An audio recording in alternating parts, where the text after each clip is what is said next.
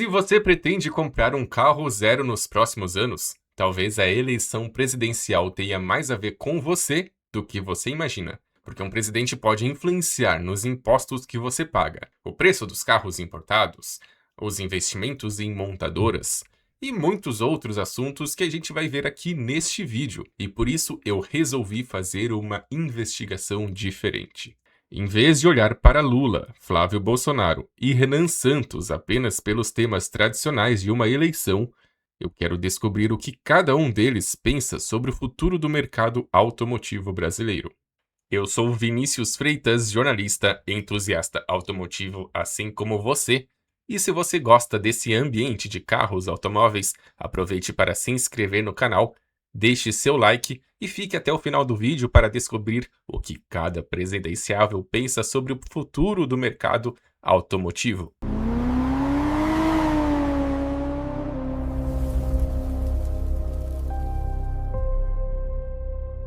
Logo de cara encontramos três caminhos muito diferentes. Lula aposta em uma participação maior do Estado, usando políticas industriais, incentivos e regras para direcionar investimentos. Flávio Bolsonaro apresenta uma visão mais voltada ao mercado, à redução de impostos e uma aproximação estratégica com os Estados Unidos. E Renan Santos coloca a industrialização brasileira no centro de sua proposta, aproveitar os recursos que o Brasil possui, desenvolver tecnologia e transformar matéria-prima em produtos de maior valor agregado. Mas qual desses caminhos pode fazer os carros ficarem mais baratos para você? Qual pode gerar mais empregos? Qual pode gerar mais concorrências? E qual pode fazer o Brasil deixar de ser um país que apenas monta carros para se tornar um país que desenvolve as tecnologias para os carros? É isso que nós vamos investigar. E antes de a gente começar, eu quero que você deixe aqui nos comentários o que você prioriza quando você pensa no mercado automobilístico. Mais empresas, mais indústrias, mais concorrência, mais carros mais baratos para você poder pagar menos impostos.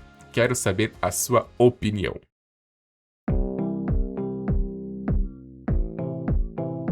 Antes de falar de propostas, precisamos entender o tamanho do problema. Comprar um carro no Brasil não significa pagar apenas pelo automóvel. Existe imposto, custo de produção, câmbio, juros, combustível, logística e uma cadeia inteira de fornecedores por trás daquele veículo. E tem uma disputa acontecendo nos bastidores que talvez você nunca tenha parado para pensar. Quanto desse carro deveria ser produzido no Brasil e quanto deveria vir de fora? Porque se importar fica mais fácil, aumenta a quantidade de concorrentes disponíveis para o consumidor. Mas, ao mesmo tempo, as montadoras instaladas aqui passam a enfrentar uma competição maior. E é aqui que começa a diferença entre os três candidatos. Começamos pelo caminho que já está sendo colocado em prática pelo atual governo. O Estado participando ativamente da indústria automotiva. Durante o governo Lula, foi criado o MOVER, o Programa Mobilidade Verde e Inovação. A lei estabelece requisitos para veículos novos produzidos no Brasil e também para veículos importados, além de incentivos para pesquisa e desenvolvimento na indústria de mobilidade. O programa tem entre os seus objetivos o desenvolvimento tecnológico, a competitividade global, a integração às cadeias globais de valor e a descarbonização do setor. Ou seja, o governo não está simplesmente dizendo deixem as montadoras competirem. Ele estabelece regras, oferece incentivos e tenta direcionar para onde a indústria deve caminhar. Mas aí aparece uma pergunta que vale para qualquer governo. Quem paga essa conta? Imagine um carro que custa R$100 mil. Se o governo reduz determinado imposto, existe potencial para reduzir o custo desse veículo. Mas isso não significa automaticamente que todo o desconto chegará ao consumidor. Porque existe uma coisa que eu quero deixar claro aqui para você. Menos imposto não significa necessariamente que o carro vai ficar mais barato na concessionária. A redução pode ser absorvida parcialmente pela montadora, pela cadeia de distribuição ou utilizada para investimento. Então não basta perguntar: quem promete baixar mais imposto? A pergunta é: como essa política chega até o preço que eu pago? E aqui aparece uma segunda visão. Em vez de aumentar a participação do Estado, Flávio Bolsonaro apresenta uma linha mais voltada ao mercado, à diminuição de impostos e à integração internacional. No Senado, Flávio construiu um histórico de posições favoráveis a cortes de impostos e ao ambiente de mercado. E a relação com os Estados Unidos ganhou um papel importante em sua pré-campanha.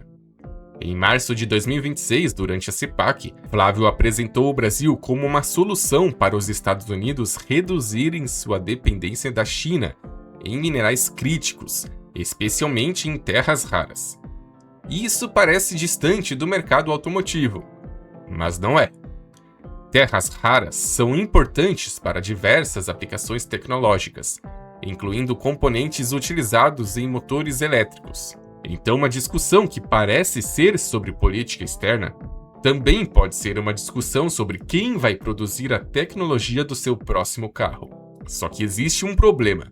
Se eu abrir o mercado para produtos estrangeiros, eu aumento a concorrência. E isso pode ser ótimo para quem compra. Mas o que acontece com quem produz aqui? Essa é uma das principais tensões entre abertura comercial e política industrial. Mas concorrência pode pressionar preços e obrigar as empresas a melhorar seus produtos. Mas uma indústria nacional também precisa de escala, investimento e previsibilidade para competir. E é justamente aqui que entra uma terceira visão. Renan Santos não coloca apenas a abertura do mercado ou a atuação do Estado no centro do debate. A palavra-chave da sua proposta é industrialização. Renan defende que o Brasil aproveite seus recursos naturais para desenvolver cadeias produtivas dentro do próprio país. Um exemplo é sua posição sobre terras raras.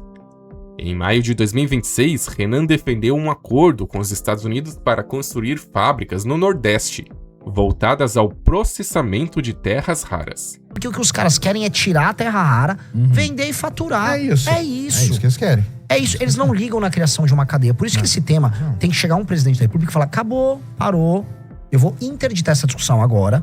E aí sim, nós temos que ter um marco regulatório e a gente tem que se posicionar geopoliticamente. E aqui existe uma diferença importante. Não estamos falando apenas de tirar o minério do chão e vender para outro país. A ideia do Renan é usar esse recurso para adensar a cadeia de produção dentro do Brasil.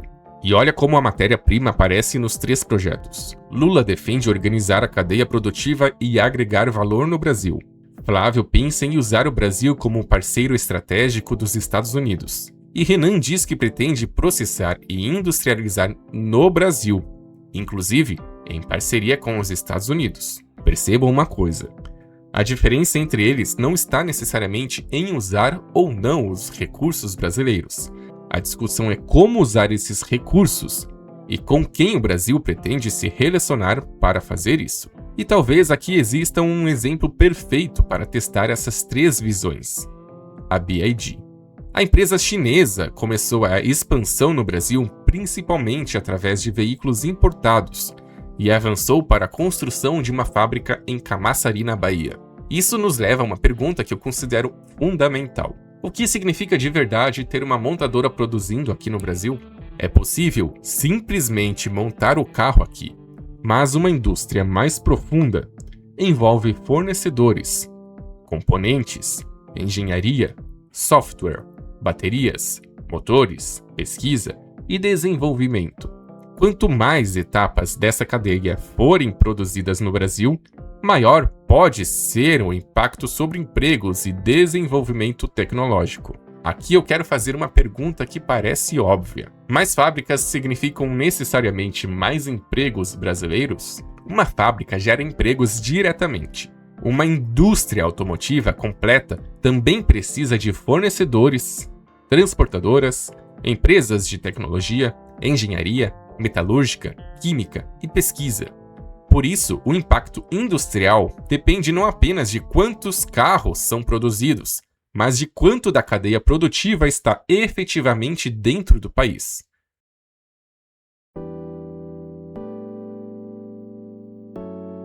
Mas existe uma pauta muito mais próxima do bolso do proprietário de um carro: o IPVA. Renan Santos transformou a proposta de limitar o IPVA a 1% em uma das suas bandeiras de sua pré-campanha. A PEC 3 de 2026, de autoria de Kim Kataguiri, estabelece um limite de 1% para o IPVA e propõe utilizar o peso do veículo como referência para a alíquota. A proposta avançou na Comissão de Constituição e Justiça da Câmara em julho. E aqui temos uma proposta que é muito mais fácil de entender para quem tem carro. Se você paga R$4.000 de IPVA e uma mudança na alíquota reduzir essa conta para 1.000, a diferença aparece diretamente no seu bolso. Até aqui estamos falando principalmente de propostas e visões, mas tem uma diferença muito importante entre os três. Eles não tiveram as mesmas oportunidades de colocar suas ideias em prática. Lula já foi presidente por 3 governos. Flávio teve ações como senador, como deputado estadual, e Renan Santos como pré-candidato e formulação de debate político. Por isso não seria correto apenas comparar os três como se tivessem exatamente o mesmo histórico de execução. Mas quando existe uma ação concreta relacionada ao assunto que estamos investigando, ela precisa estar na investigação. No caso de Lula, podemos olhar para as políticas que seu governo efetivamente criou, como o Mover. No caso de Flávio, podemos analisar suas votações e posições no Senado. E no caso de Renan, suas propostas e o trabalho político desenvolvido junto ao MBL e ao Partido Missão. Porque existe uma diferença enorme entre dizer "eu faria" e dizer "quando tive a oportunidade, eu fiz". Agora vamos juntar todas as peças, porque no final das contas talvez você não esteja preocupado com o programa Mover, terras raras ou política industrial. Você quer saber uma coisa: isso muda o preço do meu carro? E a resposta não é tão simples. Uma política de abertura pode aumentar a concorrência. Uma política industrial pode estimular investimentos. Uma redução de imposto pode aliviar o consumidor. Uma estratégia de industrialização pode aumentar a produção de componentes e tecnologias no país. Mas nenhuma dessas coisas acontece isoladamente. E algumas podem entrar em conflito. 3 caminhos, 3 prioridades e 3 maneiras diferentes de enxergar o papel do Brasil no mercado automotivo mundial. E depois de colocar todas essas peças juntas, chegamos ao ponto mais importante da investigação. E eu não vou dizer qual desses 3 candidatos é o melhor, porque isso dependeria de uma escolha que é sua. O que você considera mais importante para o Brasil? Lula segue um caminho de maior participação do Estado. Seu governo utiliza políticas industriais, incentivos e regras para tentar direcionar investimentos e acelerar a transformação tecnológica. Se você acredita que o Estado deve participar ativamente da transformação da indústria, esse é o caminho que mais se aproxima dessa visão.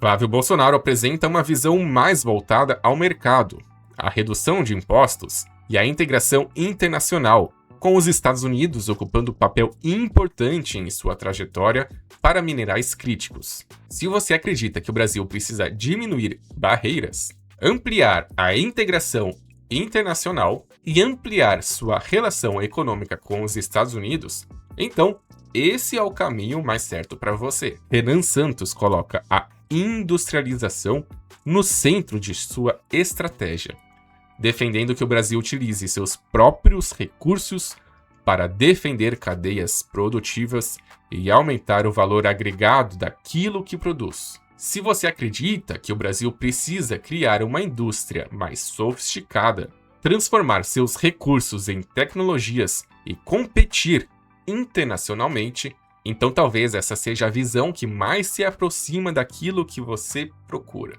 Mas eu acredito que exista uma coisa que seja mais interessante do que apenas se perguntar qual política vai deixar o carro mais barato. É perguntar: que tipo de mercado automotivo você quer encontrar quando for comprar o seu próximo carro? Um mercado com maior participação do Estado? Um mercado mais aberto e integrado aos Estados Unidos? Ou um Brasil mais industrializado, produzindo cada vez mais tecnologia dentro do seu próprio país? Porque talvez a eleição não determine apenas quanto você vai pagar pelo próximo carro. Ela também pode ajudar a determinar que tipo de carro estará disponível para você comprar e que tipo de indústria estará por trás dele. Agora, a escolha é sua.